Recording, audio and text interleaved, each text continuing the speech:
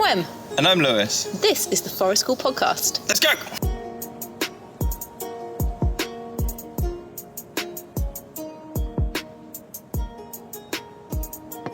Do it again? With the sound of music. Thank you for joining us. You've been listening to the sound of music while you set up this morning. It's a banging soundtrack.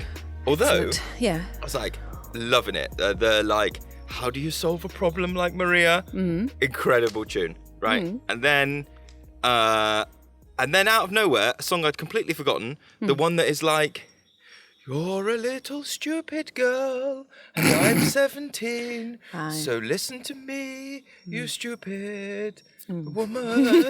That's basically the song. Because I was listening to the soundtrack, and I might show my kids this film tonight. I reckon they could get. And then now I'm like, okay, we're skipping that one. There's literally one where it says, a line in there that says, your life is a blank page that men will want to write upon. Oh my Lord. What a, How weird. It's rancid. Weird and creepy. Like, there's Nazis in that film, and they're not the worst bit. That's hyperbole, obviously. Yeah. They are. Sorry, I've gone a bit silly. That's all right. That's all right. I can fill me with some of your energy because I haven't quite woken up yet. It's been a long pause because people who are Patreon listeners will have heard our Patreon-only waffle chat maybe a week and a half ago, and we went, and we're going to talk about taking children on quests in our break, and then, would you believe, an arrangement that we'd made came back in the gap, and we went, oh yes, we did know about this. Of course we did, and we didn't have time. We can't pod now. We can't podcast because of previous us. Yes. Made things. But we're going to do it now, and actually I'm quite glad we did. Yeah. So, for background, I was recommended a book called Let Your Children Go Back to Nature. It's really hard to read that really font, isn't is. it? It's like Comic Sans font. Yellow and red, but against a green background. It looks like one of those things to test if you're colourblind. You know, you're like, can you see the word twat in that? And on the front cover, there's some 4 children, half naked, red headbands on, faces painted, chests painted, in like loincloths and holding a wooden spear. Yes. And it's by John Hodgson and Alan Dyer. I found out Alan Dyer is based very near to us, based in South Devon. All right. But I was recommended this book. I can't remember exactly why. And we were playing with like masks and bits of ritual. Yes, we were. And there were things in here that were like, ooh, these are quite interesting. And then, so I started reading it. And the main crux of this book is actually about setting up like quests. And they talk about, I can't remember exactly how many. If I had 2 hands and a microphone stand, I would be able to flick through this book much more easily. They talk about there being different dragons. 1 second, because I want to find the names of these dragons. Oh no. But it's, okay, so the whole book is like, based on, fuck this. Nobody heard that. Like, taking the idea that like myths and legend stories and like the hero training arc, and that is like a key component in like childhood experiences. And so this book is kind of advocating for setting up the kind of thing. I thought it sounded a bit like immersive theatre. Yes. So it talks about setting up these huge things, and it describes how with a lot of these, you need essentially access to Dartmoor, because they talk in one bit about there needing to be a long journey between events. So it being like you meet somebody at the top of a tour, they give you a riddle and a clue, and then I can't remember off the top of my head, but I think it is almost like you need at least an hour of trekking before the next event, which we're immensely privileged to have a 3-acre private site, but like an hour of walking, even with like small children, an hour of walking is massive, and to like not overlap and to not only do these things anyway. But it kind of talks about it, and it comes from this very Western history, Greek history background. There's loads of like beefing up of Britain and the British Isles. There's at one point where they talk about, and I've never heard this before, Right. this idea that Britain was the land of the Druids and that the Celtic people in France would send their dead across the channel in boats, unmanned, just like send it out. And then that the Celts sort of occupied Britain as like a massive monastery, and that through the mist of the English Channel, the Druids would sing out a song, and the people in France were like, they've gone to the promised land. That sounds a bit like King Arthur when he goes to that's what he then talks about. the Lady of the Lake and wherever he goes. Where'd he go? I don't remember. But there's lots of like... it's Avalon. there you go, 10 points. It's very... And there's lots of different ones. And they talk about through history of like what an immensely important spiritual island Britain is to basically the world. I'll be totally honest. It sets off any like super pro Britain thing sets off my like tiny fascist radar. Yeah. Because of the It's climate in unfortunate that 2023, it's and it is unfortunate, really but unfortunate. But there's a bit in there as well where I think there's the phrase that really got me was something like, the myths and legends of the hero going on training and King Arthur, and they permeate the whole world, from Britain to Germany to Greece, and then it moves on. Yeah. And I just kind of read that and was like, okay, so that's what you think the whole... And that added to my tiny... Yeah. And I'm not accusing the authors of being... I'm just saying that's how it was received in my 2023 brain.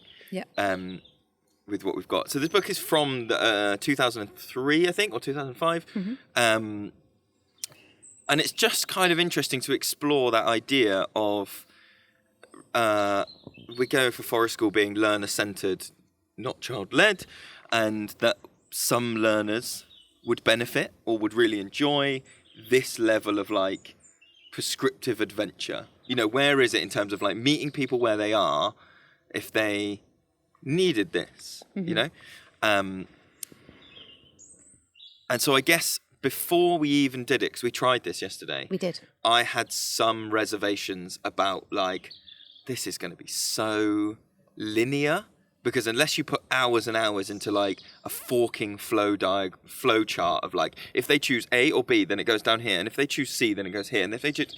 the level of planning and preparation needed to support that experience is massive. And I think that's where this book kind of comes from, an idea of like running the quest over and over and over again with different groups of learners. So you have your like 5 costumes, where they're going to go. This week it's a group from Wonkleton School, and they're going to go do the quest. Okay, everybody knows their roles. Okay.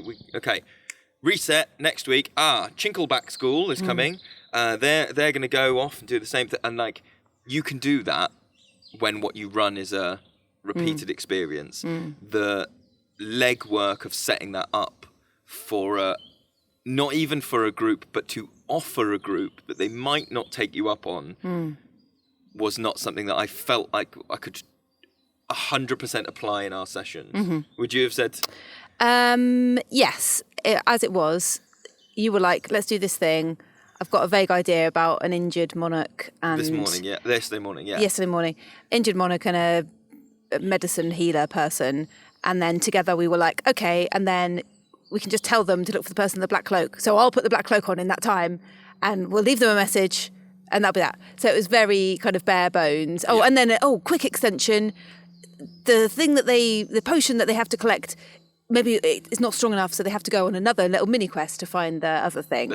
And we had to go hide that thing. Yes, we did. So it did require some setup, but it wouldn't have been the end of the world if they hadn't have gone for it, or if only some of them went for it, which turned out like they kind of joined. There was a cohort that went, yes, we're up for this, and went. And then there were a few people who were not sure, I'm going to sort of watch. And then there was a couple of people who were like, no, I'm going to watch from the edges and then only join in right at the end. And that was absolutely fine. But yeah, if you had spent ages and ages and ages setting it up with lots of different resources and things, and you'd also kind of imagined it was going to take a certain amount of time of your session, and then either it wasn't taken up, or very easy for someone to happen upon the resource right at the end. I found this weird thing on the note, and like they some know people, the woods so well. Yeah, anything out of place that had been like, I found this under a pile of sticks and dirt. Everything was resting on the crux of that discovery, and now it's also like So you set it up by saying that you set it up so nicely. I say, it was very smooth, wasn't it? Thank you. Yeah, so you were not in role at that point, because that's also kind of what I want to talk about with this a little bit, is like that kind of like, in drama we call it teacher in role, but obviously you can say adult in role. So you weren't in role, you were just Lewis, and you were like, oh guys, but by the way, this morning I just saw this like eagle owl like in the circle, and they were like, what? You're like, yeah, it was just like, it kind of winked at me, and then it sat on the post box over there, because we've got a little post box on the mud kitchen, and then you just sort of like went, and then some people twigged straight away and were like, and they went to the postbox and got the scroll and looked at the message about an injured monarch had been missing for several days. And then, but some people saw you go off down the hill and really wanted to follow you. So I was like, guys, come this way. They were some people, even at that stage, the need for like autonomy and knowledge and like knowledge. There are secrets being kept from me. No, so this was a different Thanks thing. to everybody that's rating and reviewing on Spotify and iTunes. It really helps us to find new listeners and share what we're doing with more and more people. Lewis is going over there. I wonder where he's... Which is really, even though they knew the thing was happening and they were like in the thing, they were like it needed to be a like, I know what you're doing. Yeah. Which is and I think you have to, it's just that light touch thing, isn't it, of forest school practice, where you're just like, bruising, exactly. Oh, none of ruin. Like, we could have then gone, guys, okay, look, listen, don't, you just do a little like face and kind of sneak off and go, I can run faster than you. If you find me, great. Yeah, and some people are like, is this real? Like, or what was this? So I wasn't set there up, for that bit because I'd gone. I sort of left the invitation and then ran. And you were there to see what the response to that invitation was. I think I can't remember when we last did this, because we have done this before, haven't we? And I actually don't think that anyone in the group now was there when we did it before. But we've done little things like that before, little bits like of maps and has anyone seen this thing, or like I don't know where the whatever's gone. So that bit wasn't as sort of queried, actually. No one went, oh, is this real? Until later, until the second part, the other quest, where it's like, they had to collect 2 of each. We should kind of strike it out the narrative. So they came to find you, and you were wearing a cloak and a crown, and you, what did you say to them? I was lying prostrate on the floor, and I was going, a spell hit me in the back. Yeah. I need help from the medicine woman, and she wears a black cloak. And then they went, oh God, and ran. So some of them ran really fast and came and saw that it was me. Some people wouldn't leave me. Yeah. Sorry, carry on the narrative. So then they came up to find you. Yeah, and then they told me the story, and were like, he said, we need the potion of healing, la la la. So I was like, you need 2 cones, from 2 of each cone that the forest has to offer. And they were like, what does that mean? And then one of them was like, like pine cones. But what other kind of cones are there? We found this one. And so some of the people had more sort of knowledge of that than others. So they managed to find 2 larch cones, 2 pine cones, and 2 Douglas fir cones. And then they went to get you. Some people stayed with me and brought me up to the mud kitchen then where you were. and then you sat on the ground in a clear space, and we put the pine cones in a circle. I sort of told them, we must put the pine cones in a circle around you. At this point, 100% engagement. Oh yeah, every single person involved in this. And then we all join hands, and then we take some steps this way and take some steps this way, and then do this small chant and whatever. And then and you were like, oh. And we were like, oh no, it's not strong enough. The spell that hit him was too strong. So you need to go on a secondary quest to go and find I was like, I think there's some myth in the mists of time about a dragon and a la la la. So then they had to go off and find another potion in the place where It's a the little- dragon had been banished. It was a little packet of dragon sneezes that was given to us by Paul as a very kind Dragon present. fire. Dragon fire. Yeah, purple dragon fire. So thank you, Paul. Yes. You were your treasure. Yeah. Was much appreciated. So then they had to make a fire. The instructions were on there, and you know, one was like, "Okay, it says make your favourite fire lay," and I was just like, "Okay, let's do it then." And then, again, watching all of them, kind of people going, "Oh, I know about this. No, you need to do this. You need more smaller sticks for this point." And they just did it all, and then we put the potion on the fire and made purple fire, and then it healed you, and that was the end. And the amount of people going, "Oh yeah, can we do that again? Can we do that every week? Can we just do that? Oh my god, that was so fun! Can we do it every week? Can we do it every week?" Yeah. Do the next one. Keep going. yeah, Do it. yeah. And we were like, Yeah. whoop. That's where that planning bit came in. We were like, But actually, it springboarded so many different little adventures, I think, that lots of people went off, and there was that sort of a momentary lull of like, okay, it's finished. Do another, can we do that every all the play week? cycles ended at once, which is quite rare. Yeah. And then, but then everyone just kind of whoosh, pretty much in their own direction, doing their own thing, and cloaks were worn and all the rest of it. It was actually the secondary quest bit that a couple of people were like, so was that meant to happen? Did you like plan that? The bit that the spell didn't work. The spell didn't work. Thing. Was that part of it? Did you plan that? And you have to kind of, it's quite usely having some kind of costume that you can then like take off. So so I just dropped the hood of the cloak and went to the person. Yeah. So we could do the next bit and put it back on again. Yeah, because some learners are going to find it really hard, especially if like all the adults are in role. Do you know what I mean? Like, I think the adults have got to be able to drop the role to help the sense of safety for some learners. Yeah, some people were really unhappy that I was ill. Yeah. Some people wouldn't leave me, were crouched down next to me. Yeah. Clearly in a like almost catatonic like. Yeah. Lewis is ill. Even though you were wearing like a silly crown and a silly yellow cloak, so I didn't have a thing that I could take on and off. But what I did kept doing was going from like a very weary face with my eyes almost shut to opening my eyes fully and then going like, it's all right, I'm actually fine. Really emphasizing the switch between the two. Yeah. But even so I was reassuring people, but even so, some people were like, okay, because my social responses. I know, and like how often do kids get to see adults doing that? Like properly in role playing. Like not very often. And some kids love it and will ask for you to do it again and again. Can you be the Wicked Witch of the East again? Yeah. Can you be the Pokemon trainer? Can you be the queen who comes to inspect the mud kitchen? And they really, really, it's exciting and really fun. And some kids, it's going to be, obviously very unsettling and weird. And how am I supposed to respond to this person now? Well, there was two responses, aren't there? There's two there's like I would say 80% of people just kind of going with the flow. This is cool. This is engaging. I'm having fun with this thing.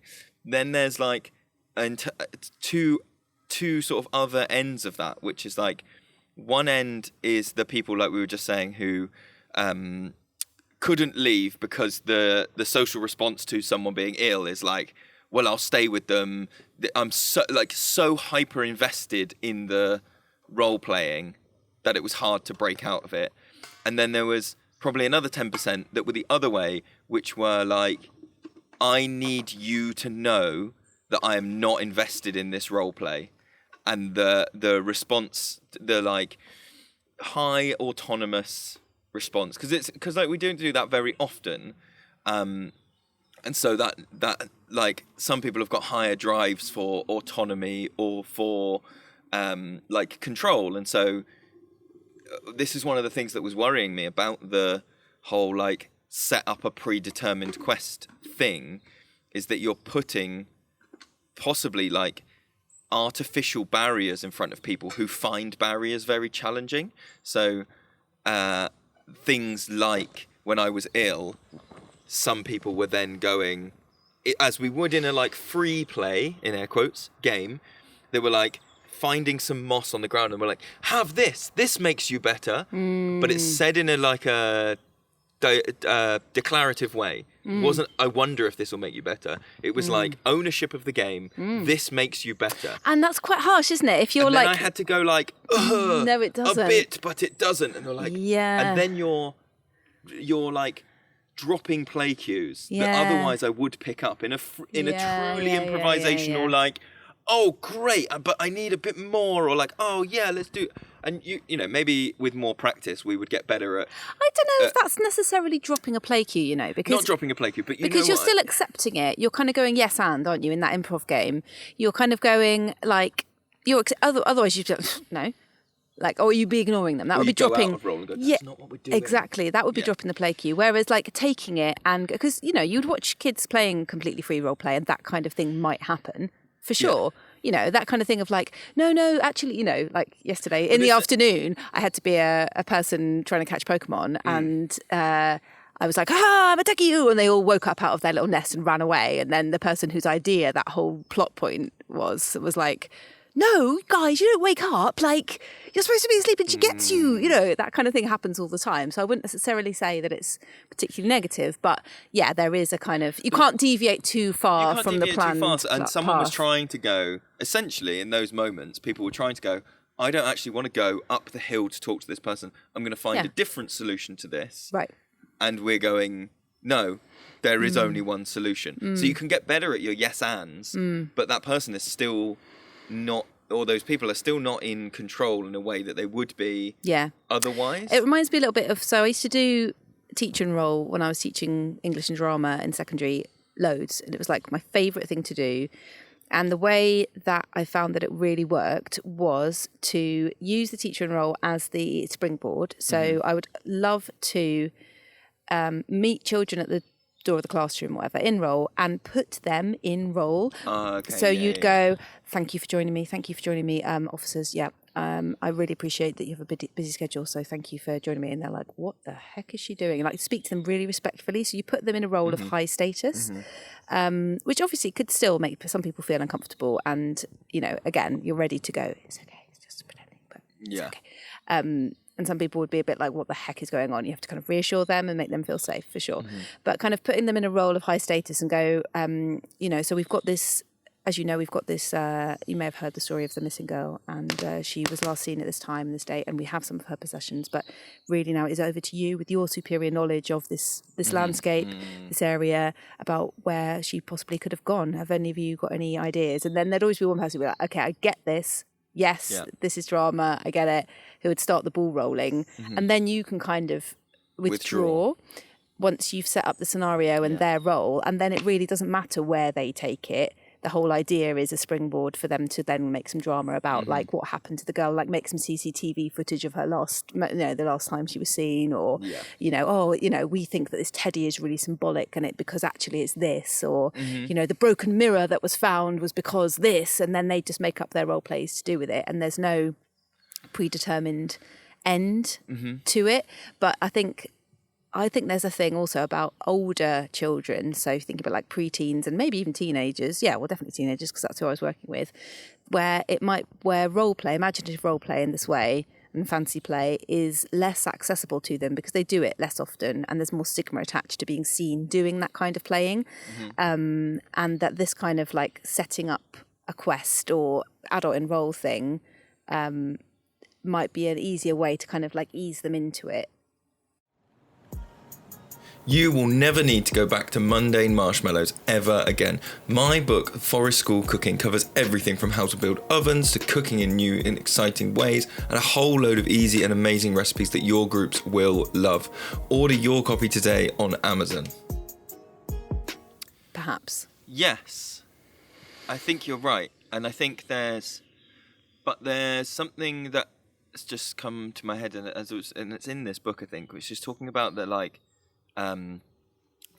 fulfillment and satisfaction, and where you're saying that there's the benefit to those games where you go high status, don't care where you go, off you go, and they're not necessarily being an end. This book in some places talks about the gratification of the end, of solving getting that the thing, mystery, but also that what you achieve. So, you know, we've done previous podcasts about like praise and punishment and rewards and intrinsic and external motivations and all those things, and in some way doing this kind of in-role questing is like, so the example we did of like they made me better, that is not Like, hey, guess what? They didn't actually. I just pretended to be sick and then I pretended not to be. But there's a satisfaction in we found the thing. It wasn't us doling stuff out. Yeah. There's something about the questing which is like, if the role players are declarative enough of like, oh, I suppose I'd need those things, rather than being like, I will give you 10 gold if you get the thing. It's like, oh, well, you're self-motivated to heal. That nobody said like, we'll all get marshmallows if the king is healed. It was purely a like, in-role altruism. And the working together thing, like the fire, for example, was incredible to watch. Like if you ever wonder, like, how much do my group actually like know about stuff that's happened, like about nature, nature connection, or like, that kind of there's no better word for it than questing situation where it's in a game, but it's kind of real because it is real stuff. It's like find the larch cones or find the beech leaves or whatever as a team with no adult help apart from you've set that springboard up. It was quite remarkable to see how much knowledge some of them had absorbed about different things. Go, okay, that person actually never wants to make a fire, but they bloody well know how to do it. Those kind of things. It was interesting. It's like a little weird assessment of where they were. Yeah, I think that's what you could very easily, if you were in a more curriculum-based setting, you could very easily like wander accidentally into this just being a slightly disguised like skills assessment. You could, and I think there would be something lost along the way of like, if you'd been doing like, for some, it's like some people would be doing, I don't know, eight weeks of like fire skills. Like if you're using one of these outdoor bushcraft curriculums, and then you might then go, oh, we'll do a quest at the end where they meet someone who says like, only you who can light the fire to do, and the veil of like between that and you actually being just the leader who's saying, hey, if you pass the test, you can make a fire. Yeah, is too thin. There's something. Like we hadn't gone to it with that goal. No. We weren't, and you saying about the teamwork thing, like because it wasn't in any way assessing who does and who doesn't, or pitting them against each other of like, oh well, you now can learn the code, but unfortunately you haven't learned the code. And I think the pitting them against each other thing would be an easy trap to fall into because it makes an easy quest. It's like which of you can be the first to do this or whatever, and the joy of it was that we didn't have to do that, and we didn't do that, and it wouldn't be the same if you'd done that, I think. Yeah. Because it was so intense. You can imagine that the emotional fallout of the battling of the two teams, I think, would be devastating. Yeah. Absolutely devastating. Because it doesn't come from them, the idea of the game. Like how they do play battling and war and that kind of thing. But I think as a group gets to really know each other and knows each other really well, then once they reach that stage, they're unlikely to choose a role play scenario that they can't handle emotionally. I think it happens less and less the more a group get to know each other. But if we have set up this role play situation and we make it really dramatic, I think that's the thing to bear in mind. Actually, is to when you're thinking about this quest, really think about your learners and like how they might. I think it would respond to it emotionally. Very different had we not had a group where the majority have been together for 5+ years. Yeah, that was something that it's almost like we talk about like work, like teamwork in work scenarios or teamwork in like sports scenarios, and like genuinely the longer you've got to settle in and to understand how people respond to things and to do. I think if you try and do questing with a fresh group, and by that I mean like maybe a couple of people know each other and those two know each other, but as a group they haven't done any bonding. I think it would just be very different. It would be very different. I wonder if it would be bonding. Yeah, as long as you made it like super accessible, not, I don't know. I think it would take some really careful planning about like that is our aim is to, and that's, I mean, we play little mini games in that way, like little kind of, I don't know, challenges that aren't high stakes and without any reward, just little, tend to be very bonding. What examples are you thinking of? I'm just thinking about like little games like when we play Go Find It at the beginning of a holiday club and collect. If anyone doesn't know, it's the game with the cards and they've got adjectives on them like crunchy or small or whatever. And we might, if it's a big group, we'll divide them into 2 groups just arbitrarily and just say, okay, we're going to find something that we think is amazing, and now we're going to find something tiny. And then at the end, it's like, I wonder if we can turn the things we found into a picture on the floor. And so I'm just thinking about that creates the same sort of atmosphere within the group where, one person will be like, oh, this could be the face. Oh, no, get the thing. Oh, yeah, no, And you might, that thing about adding constraints maybe that you might say, oh, yeah, we've got this much time or whatever. So it kind of enhances creativity and kind of teamwork. And that I always feel makes a really nice atmosphere when people don't necessarily know each other very well because they are working. It's that co-regulation, isn't it? We're all working on this shared goal without too, high stakes or any prizes or anything like that. So it sets up quite a positive feeling. So I think if you did quite a low stakes quest with a lot of space for exploration and settling and support, I think it could be quite nice at the beginning. Yeah, I think it would be. I'm trying to think how it might shake out with groups that I've had, say like school groups I've had in the past, where the range between the very, very high social extrovert learners and the very, very introverted or apprehensive low social need learners. Not low social need, that's the wrong phrase, but you get where I'm going. Whether, like, which types, how would you set up a quest so that you didn't lose people in that mix and somebody just goes, yeah, we just kind of wandered around for a bit. And I think that's when people end up starting making quests where they play to particular strengths, or they go like, they do it like Crystal Maze style, where they're like, okay, we need a warrior who's under 3 foot, and then the rest of the team, like you're sort of giving people moments in the spotlight. If you had a different type of questing, would be doing that. You'd need I think you need quite a small group to do it as well. I don't think it would work with like a big old class.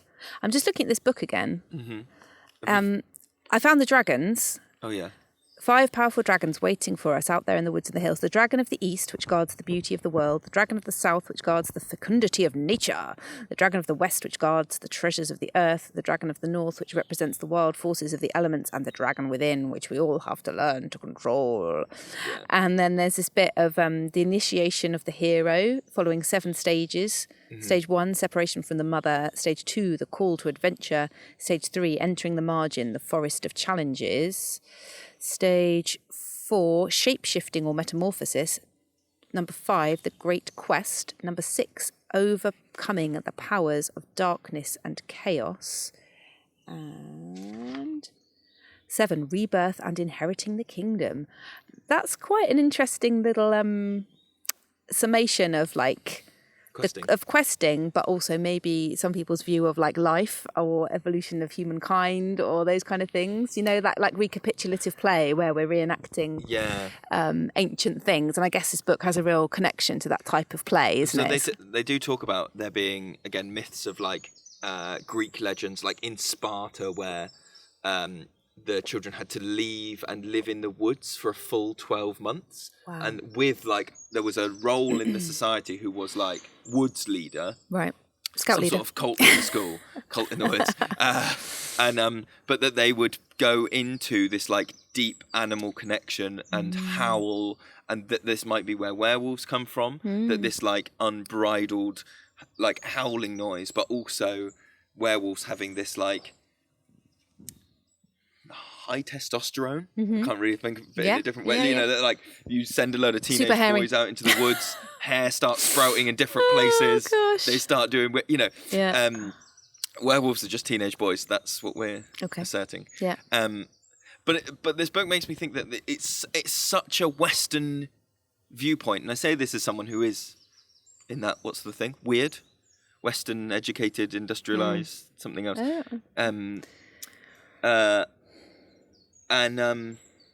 That view of the quest and it being solo questing and your journey and stuff. And I have heard in some places or read in some places that this comes from particularly like the Mediterranean coast, the farmland and the crops that grow there are harvestable by a single person.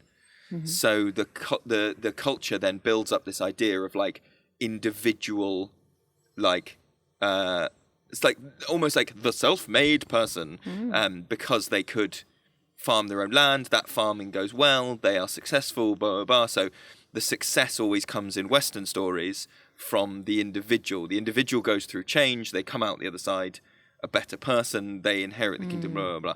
Whereas lots of stories from Asia are multi-part stories, and they tell the same event from different characters' perspectives, and that the plot line is always a lot more about who helped along the way and what advice was given and unseen help, and that there is no one narrative. There's no one hero. There's no one hero. It's everybody working together, and it's a bit like it's like the reverse of, you know, that play, Inspector Calls, where it's like, I did it, no, I did it, no, I. It's like the reverse of that, where it's like, well, I helped save the, you know, gave That's the cool. family food. Oh no, well, and this like, but the Greek and Western tradition is much more like individual hero success, worship the individual.